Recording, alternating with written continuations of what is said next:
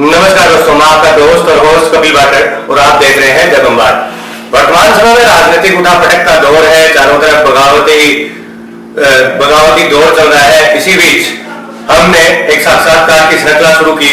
उसमें हम आपको मिलवाते हैं ऐसे नेताओं से जो धरातल के ऊपर लोगों से जुड़कर संघर्ष करते हैं, लोगों के काम करवाते हैं और लोगों और नेताओं के बीच में एक पुल बनने का काम करते हैं। आज उसी साक्षात्कार की श्रृंखला की कड़ी में हम आपको मिलवाने वाले हैं राष्ट्रीय कांग्रेस के लक्ष्मणगढ़ से ब्लॉक अध्यक्ष श्रीमान राकेश जी सिहाग से। तो चलिए सीधा आपका रुख करता हूं राकेश जी सिहाग की ओर। सर नमस्कार। नमस्कार सर, आपका जीवन परिचय। सर, मैं राकेश सिहाग, अध्यक्ष ब्लॉक कांग्रेस कमेटी लक्ष्मणगढ़। मेरा गांव लक्ष्मणगढ़ विधानसभा में बीतसर गांव है। साधारण किसान परिवार से मैं बिलोंग करता हूं। मैं पेशे से एडवोकेट हूं। छात्र राजनीति से मैं ओदार कॉलेज से मैंने राजनीतिक कैरियर की शुरुआत करी है। छात्र राजनीति के बाद में लगातार आज तक 98 से लेकर लगातार आज तक मैं विभिन्न संगठनों में विभिन्न राजनीतिक गतिविधियों में लगातार सक्रिय रहा हूं। छात्र राजनीति के बाद सेवा दल, NSUI, youth Congress, man block Congress committee, panchayat समिति, जिला परिषद और वर्तमान में ब्लॉक कांग्रेस कमेटी के अध्यक्ष पद तक का मेरा सफर रहा है। हर क्षेत्र में राजनीति में कांग्रेस पार्टी के विभिन्न संगठनों में काम करने का मुझे अवसर मिला है। हर चीज से को जमीनी हकीकत से धरातल तक उसकी समझ रखने का मुझे तजुर्बा प्राप्त हुआ है मेरे राजनीतिक सफर से। आपकी विचारधारा राष्ट्रीय कांग्रेस से मिलती जुलती विचारधारा है। मिलती जुलती क्या, उसी से आपकी विचारधारा मेल खाती है। तो राष्ट्रीय कांग्रेस से जब आपकी विचारधारा मेल खाती है तो आपके सामने एक दूसरी अपोजिशन की कोई पार्टी जिससे आपकी बिल्कुल विचारधारा नहीं टकराती, और क्यों नहीं टकराती, क्या कारण है ऐसे कि जिससे आप सिर्फ उसे यूं कहूं कि आप हे दृष्टि से देखते हैं उसे? हे दृष्टि से नहीं देखते। एक राजनीतिक विचारधारा की बात है तो मैं क्लियर कर दूं देखो आपको कि राजनीतिक सफर में हमें सबसे पहले गोविंद सिंह डोटासरा जी के साथ काम करने का मौका मिला। उनके साथ जैसे ही हम जुड़े, आज से 15 साल पहले जब से हम उनसे जुड़े, हमने लगातार उनसे सब कुछ उनसे सीखा है। राजनीतिक गुरु के तौर पर आदरणीय डोटासरा जी हमारे रहे हैं। उनकी विचारधारा के हिसाब से, कांग्रेस पार्टी की विचारधारा के हिसाब से सकारात्मक राजनीति करनी, लोगों के साथ जिस व्यक्ति धरातल पर जो काम करते हैं, जिस व्यक्ति के जहाँ जो समस्या है उनका समाधान करना, सबको साथ लेकर चलना। विशेष रूप से मेरा जो दोनों पार्टियों के बीच में जो मैं मेरी नजर में सबसे बड़ा गैप समझता हूँ, कांग्रेस पार्टी सबको साथ लेकर चलने वाली पार्टी के रूप में मैं देखता हूँ। और भारतीय जनता पार्टी से जो मेरा जो सबसे बड़ा जो रीजन है कि मैं भारतीय जनता पार्टी के साथ मेरी विचारधारा मेल नहीं खाने का, उनकी विचारधारा जो जाति और धर्म के आधार पर आपसी भाईचारा खत्म करने की जो उनकी विचारधारा है, सांप्रदायिकता की यदि मैं बात करूं तो सबसे बड़ा गैप मेरी नजर में ये है कि कांग्रेस पार्टी सबको साथ लेकर चलती है और भारतीय जनता पार्टी आपस में लड़ाई झगड़ा जाति और धर्म के आधार पर लोगों को बांटने की राजनीति। आप भी भाई प्रोफेशन एडवोकेट हैं। जी सर। और आपके नेता, शीर्ष नेता राजस्थान के सिरमौर गोविंद सिंह डोटासरा भी एक पैसे से एक वकील है। कहीं आपका जुड़ाव वकालत का तो नहीं? नहीं सर, वकालत में जैसे ही जब हम वकालत में आए थे उसी समय डोटासरा जी वकालत छोड़कर राजनीति में आ गए थे। देखिए मैं आपको बता दूं, सबसे पहले जब मेरा एक सवाल है सर कि जब आपने कहा कि गोविंद सिंह डोटासरा राजनीति में आए तब वकालत छोड़ के आ गए, और वर्तमान में उनके भाषण अपन देखते हैं, चाहे वो नामांकन रैली का भाषण हो चाहे कोई अन्य हो, उनमें वो कहते हैं कि मैं पैसे से वकील हूँ। तो या तो वो झूठ बोल रहे हैं या फिर आप झूठ बोल रहे हैं। पैसे से वकील तो अब भी है ही। एडवोकेट देखो क्या है कि एक डिग्री है तो वो उनके पास आज भी है। पैसे से वकील वो रहे, वो रैली मीटिंगों में जो बात करते हैं ना, वो उस समय की बात करते हैं कि भाई उन्होंने लंबे समय तक वकालत का काम किया। वकील तो आज भी है, वकालत नहीं कर रहे, वकील तो है। आपका कहना है कि वर्तमान समय में वकालत नहीं कर रहे? हाँ जी।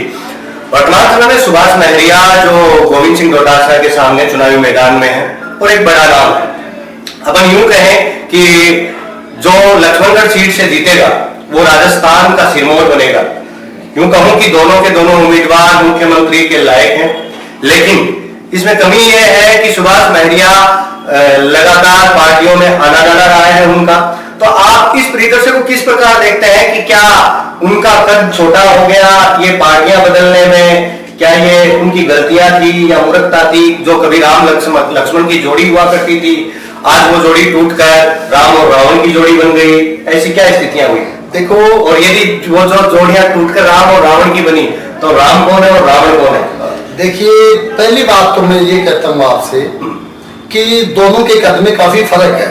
माना कि सुभाष जी महरिया का कद एक समय हुआ करता था जब वो एक दिग्गज नेता हुआ करते थे, लेकिन पिछले लगातार 15 साल से वो लगातार हार रहे हैं।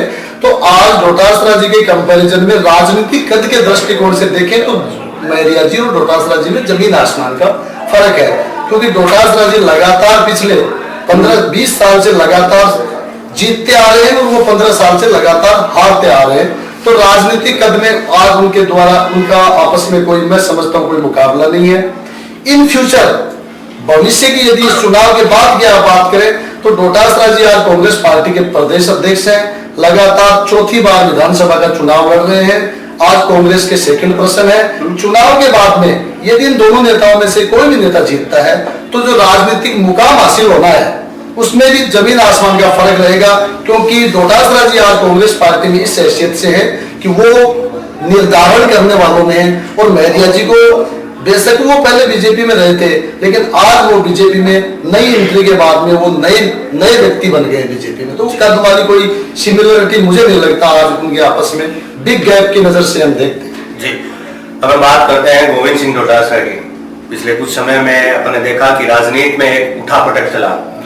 एक दिल्ली से गाड़ियां आई सीकर में और दिल्ली से कुछ समन आए। उनके बारे में आप पैसे से वकील भी हैं, तो उनके बारे में आप अच्छे से बता पाएंगे, लोगों को सही ढंग से समझा पाएंगे कि वो क्या स्थितियां थी और वो क्यों होती हैं ऐसी स्थितियां? देखिए, पैसे से वकील और कानून की बारीकियों की यदि अपन बात करें तो उसके संबंध में ईडी की जो कार्रवाई है, ऑन रिकॉर्ड क्या कुछ चल रहा है उसका अपने पास कोई प्रूफ नहीं है, अपन ने कहीं कुछ पढ़ा नहीं है। मोटा मोटी बात यह है कि ईडी की जो कार्रवाई हुई है उसमें हमारा यह मानना है कि जिस प्रकरण को लेकर आज ईडी कार्रवाई कर रही है वो प्रकरण 2-2.5-3 साल पुराना प्रकरण है और 2-2.5-3 साल तक ईडी साइलेंट थी, कोई उन्होंने कार्रवाई नहीं करी। चुनाव के जस्ट 1 महीने पहले, 20-25 दिन पहले जब नॉमिनेशन भरा जाना है तो अचानक से ईडी का आना, कार्रवाई करना। और देखिए, एक चीज इस बिंदु पर मैं क्लियर करना चाहता हूं कि हमेशा से विपक्ष के आरोप डोटासरा जी पर लगे जी कि वो शिक्षा मंत्री थे, तो ईडी की जो कार्रवाई हुई है तो उसमें डोटासरा जी का तो कहीं कोई नाम ही नहीं है। तो इस चीज को हमारा ये मानना है कि यदि कहीं कोई लेकुना था, कोई फॉल्ट थी, तो 2-2.5-3 साल तक ईडी कहाँ थी? उस दौरान उन्होंने कार्रवाई तुरंत कोई भी घटना घटित होती है, कानून में प्रावधान है कि किसी भी घटना घटित होने के तुरंत वहां एक्शन होना चाहिए।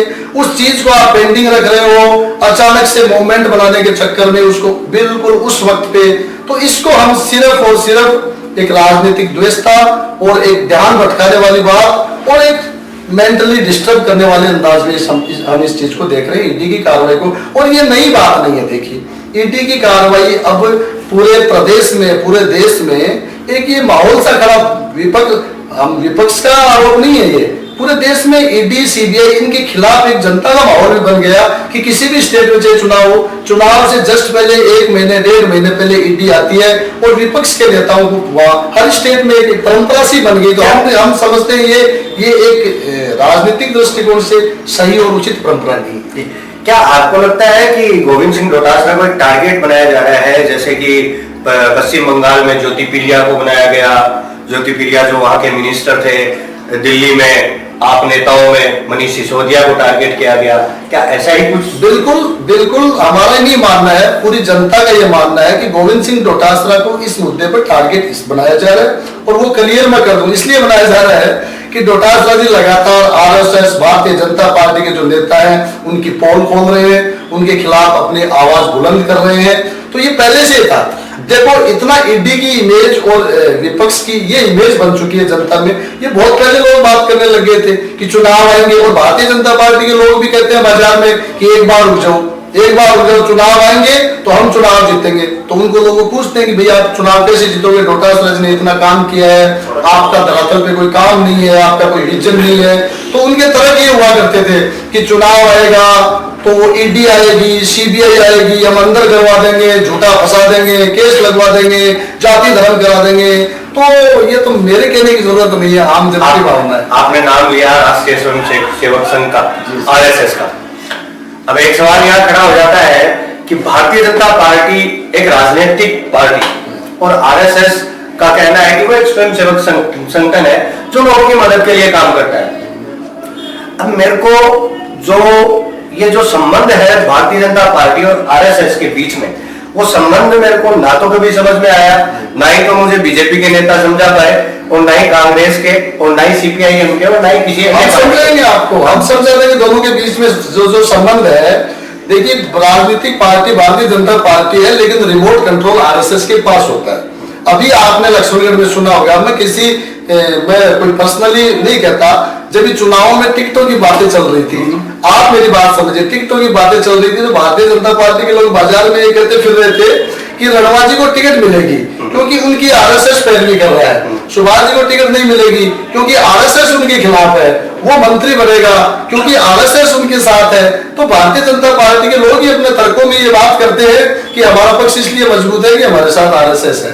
तो ये जो उनके बीच की संबंध क्या है क्या नहीं है, ये वही लोग बताते हैं हमें तो आगे कि भाई हमारा पक्ष इसलिए मजबूत है कि आरएसएस, और बीजेपी को तो आरएसएस ही चलाती है। सेंट्रल लेवल पे अपन देखते हैं काफी फैसले होते हैं, कभी मोहन भागवत जी कुछ बयान करते हैं, तुरंत इंप्लीमेंट होता है, उससे पहले कोई चीज हो लागू करनी है या नहीं करनी है।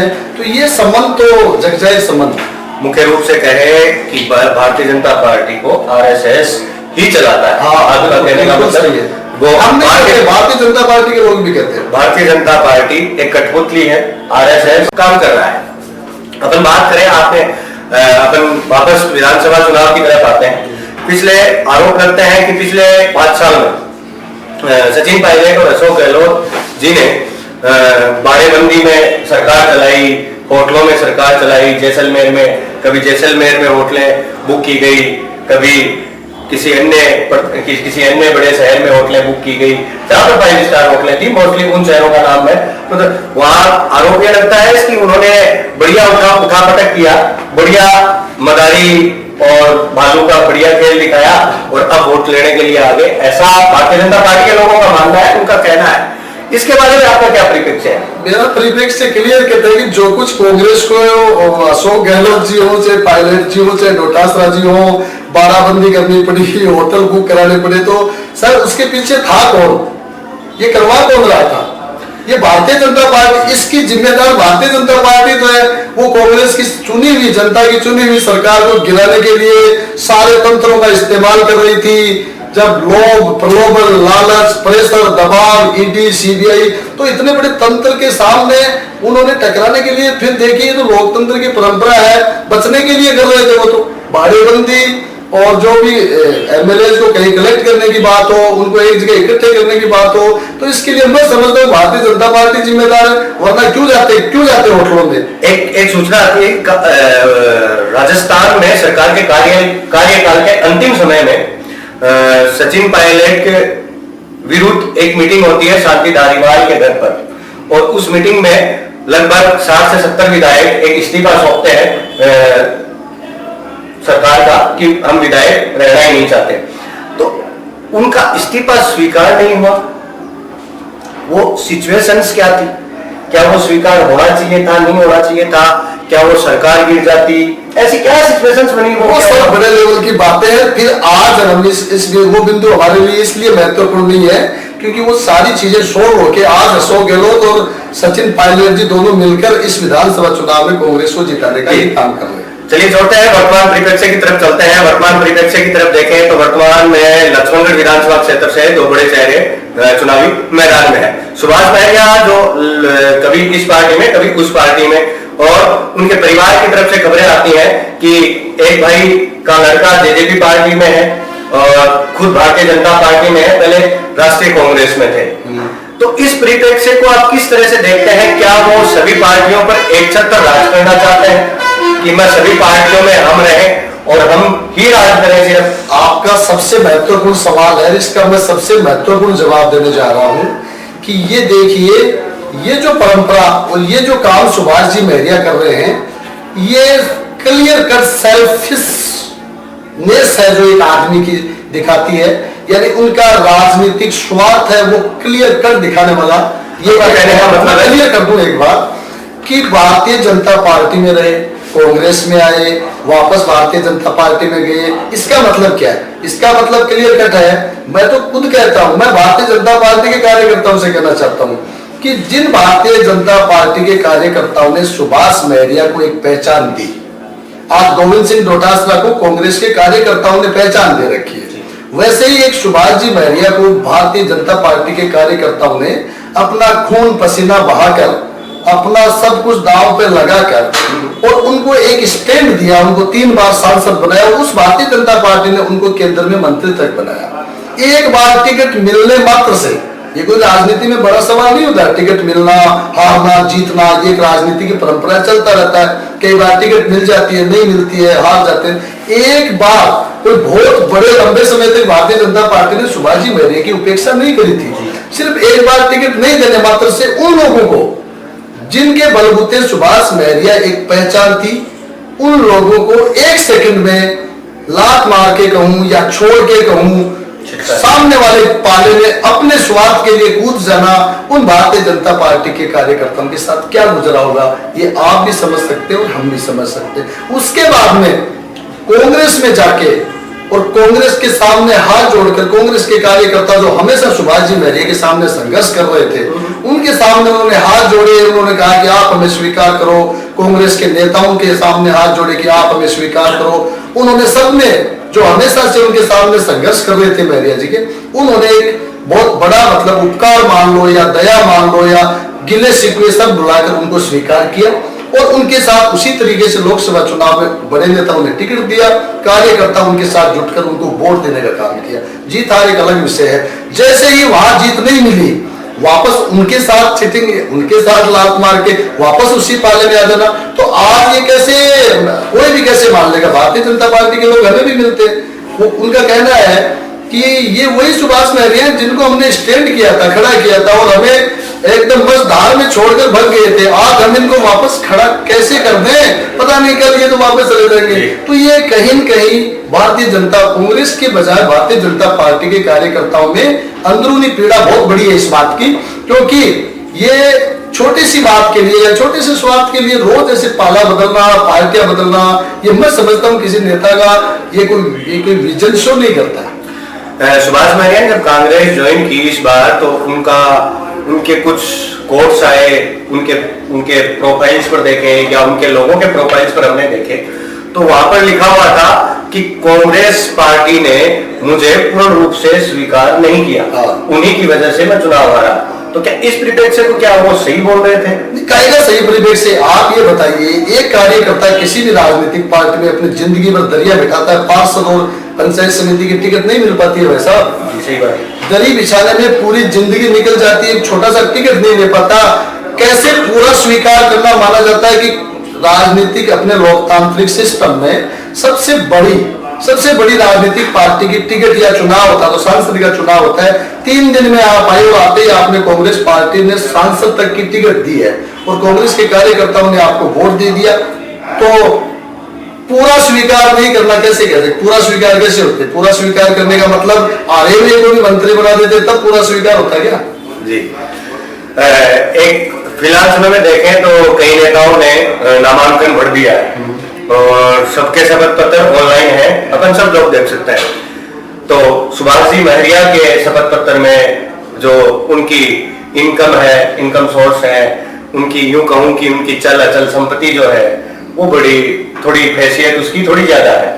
और बाजार में जब घूमते हैं, लोगों से मिलते हैं, लोगों से जुड़ाव करते हैं, तो लोगों से सुनने में मिलता है कि एक वोट की कीमत है। एक वोट की कीमत लक्ष्मणगढ़ विधानसभा क्षेत्र में एक वोट की कीमत है 15,000 रुपए के आसपास, ऐसा लोगों का कहना है। जब मार्केट में घूमते हैं तो ऐसा सुनने में आता है कि 15,000 के आसपास एक वोट की कीमत है। और उस हैसियत में देखें तो गोविंद सिंह डोटासरा की शपथ पत्र में इतनी चल अचल संपत्ति नहीं है। यदि कीमत के हिसाब से वोट है तो मेरे हिसाब से शायद सुभाष महरिया चुनाव जीतने चाहिए। सब के वोट कीमत से थोड़ी मिलते हैं। पहले तो शपथ पत्र की मैं क्लियर कर देना चाहता हूँ कि शपथ पत्र में सुभाष जी महरिया के पास जितनी संपत्ति है और गोविंद सिंह जी डोटासरा जी के पास जितनी संपत्ति है, उसमें काफी गैप है। कीमत की बात ये नहीं है कि देखिए लोकतंत्र में चुनाव अगर पैसों से वोट आता और अगर खरीदने से वोट आते तो मैं समझता हूं कि 2013 का चुनाव में सुभाष जी मौर्य जीत जाते। जी, और यदि यही चीज होती तो आज क्यों गोविंद सिंह डोटासरा 1800 करोड़ रुपए के लक्ष्मणगढ़ विधानसभा में विकास करवाते, वो भी पैसे कमाने में लग जाते मौर्य जी की तरह। उनके पास भी आज बहुत एजेंसियां, माइंस, पेट्रोल पंप, अनगिनत संपत्ति हो सकती थी। वो कोई राजनीति में छोटे कदम पे रहेंगे पिछले 5 साल में। लेकिन मैं समझता हूं कि ये सारा खेल जो है, चुनाव का जो खेल है, पैसे वैसे कोई मायने नहीं रखते, खरीदना बेचने का कोई प्रश्न पैदा नहीं होता। लोग बहुत चीजें देखते हैं, लोग अपने भविष्य को मानते होंगे कि कहीं ना कहीं पैसों का दबाव तो राजनीति पर पड़ता है। नहीं, ऐसा कहीं नहीं पड़ता। हम नहीं मानते, हमने खुद ने चुनाव लड़े, हमने भी देखा है, हमने भी पैसों के हिसाब से हमारे सामने भी रहे हैं और भी देखते हैं। राजनीति में काफी पैसे वाले लोग हैं लेकिन वो चुनाव नहीं लड़ते। अगर पैसों की बात होती तो बिरला जी के सामने शिवनाथ जी गिल नहीं जीतते। पैसों की बात होती तो 2013 में भी 2013 में परशुराम के सामने केडी बाबर जी नहीं जीतते। तो पैसा कोई मायने नहीं रखता, विजन देखते हैं लोग। लोगों के दिल पे राज करना होता है। कैसे किया जाता है? दिल पे राज होता है तो वोट में बदलता। वोट देखिए सबसे कीमती चीज है और सबसे महत्वपूर्ण चीज है। ये अपने को लगता है हर मतदाता बहुत सोच समझ कर मतदान करता है। और गोविंद सिंह डोटासरा लगातार 3 बार जीत चुके हैं, 4थी बार जीतने जा रहे हैं। तो ये कोई गोविंद सिंह डोटासरा ने पब्लिक को खरीद नहीं रखा है, या कोई गोविंद सिंह डोटासरा का पब्लिक में, मैं मेरी बात करूं आज मैं ब्लॉक अध्यक्ष हूं, तो गोविंद सिंह डोटासरा जी के मैं कोई दबाव में नहीं हूं।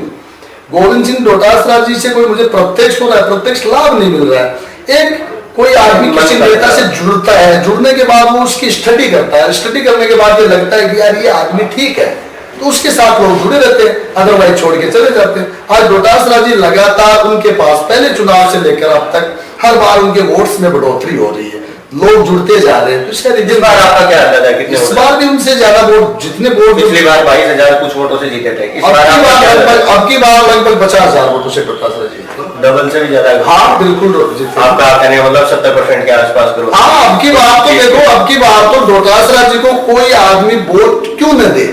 सवाल ये है कि मुझे नहीं लगता, मैं बिना राजनीति के कोई एक साइड में करके मैं अगर मेरी बात रखूं तो मुझे नहीं लगता कि ऐसा कोई कारण नहीं है कि डोटासरा जी को वोट नहीं दिया जाए, और ऐसा कोई कारण नहीं है कि सुभाष जी मौर्य को वोट दिया जाए। जी। मुझे एक कारण कोई बता दे कि डोटासरा जी को इसलिए वोट नहीं दिया जाना चाहिए और सुभाष जी को इसलिए वोट दिया जाना चाहिए। मुझे कोई एक कारण बता दे, ओनली सिंगल का। आपने अभी कुछ देर पहले कहा कि पैसों से चुनाव नहीं लड़ा जाता, तो पिछले दिनों से अपन अखबार पढ़ रहे हैं और आप एक कानून की किताबें भी पढ़ते हैं, उन कानून से जुड़े हुए व्यक्ति हैं। तो ये जो चुनावों के समय जो बड़ी बड़ी पैसों की गाड़ियां घूमती हैं और ये पुलिस उन गाड़ियों को पकड़ती है, तो वो पैसे का वो होता क्या है फिर वो चुनाव? ये नहीं कह रहा मैं, ये कह रहा हूं कि एक चुनाव में 10 उम्मीदवार होते हैं, पैसे भी खर्च करते हैं कुछ उम्मीदवार, लेकिन पैसे खर्च करें वो जीते, ये सही नहीं है। आपका कहने का मतलब पैसे खर्च करते हैं, पैसे इधर उधर आते भी हैं, खर्च भी करने पड़ते हैं, कोई ज्यादा कर देता है, कोई कम कर देता है, लेकिन मेरा ये कहना है कि ये कहीं नहीं है कि जिसने ज्यादा पैसे खर्च कर दिए वो जीतेगा।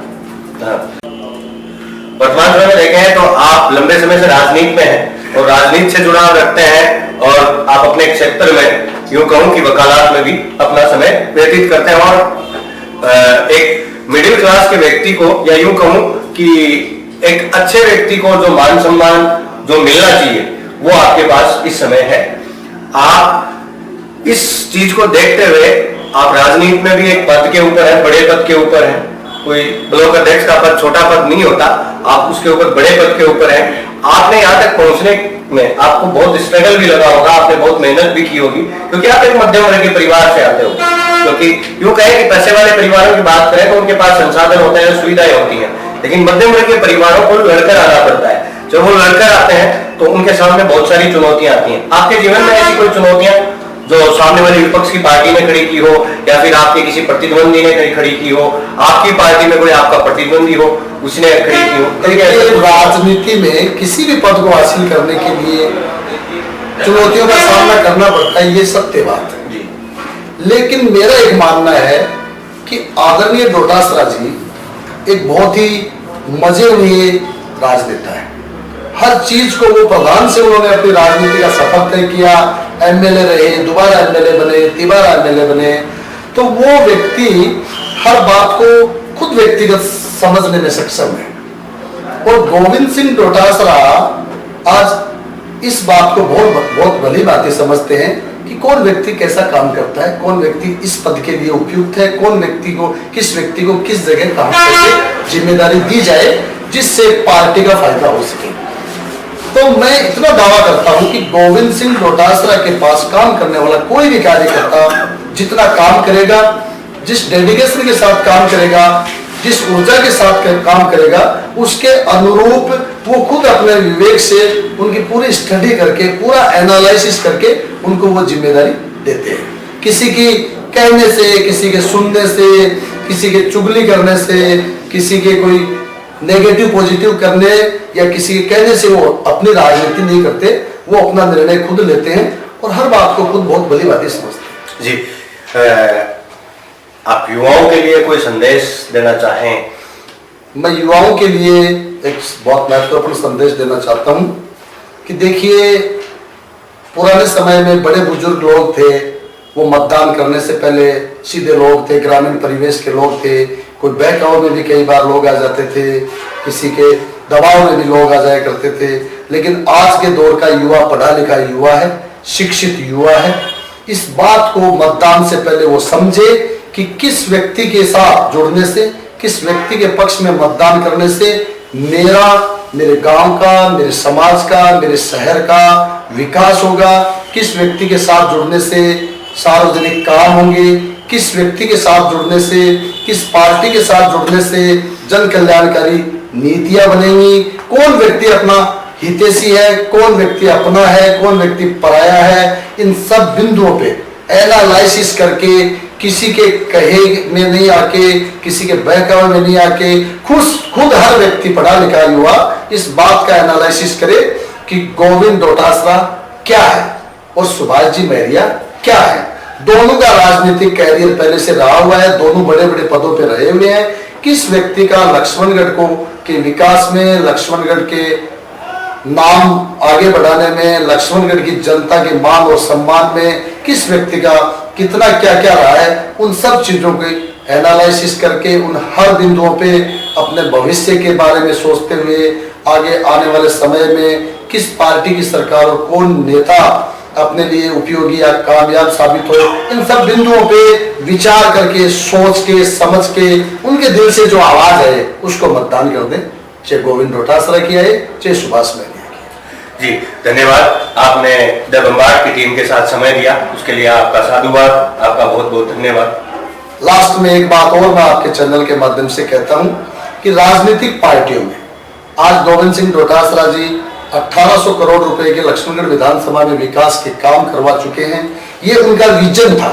एक सोच होती है, किसी भी आदमी की काम करने का अपना एक विजन और सोच होती है, तभी वो व्यक्ति काम कर पाता है, अदरवाइज पद पे रहते हुए भी काम नहीं कर पाते।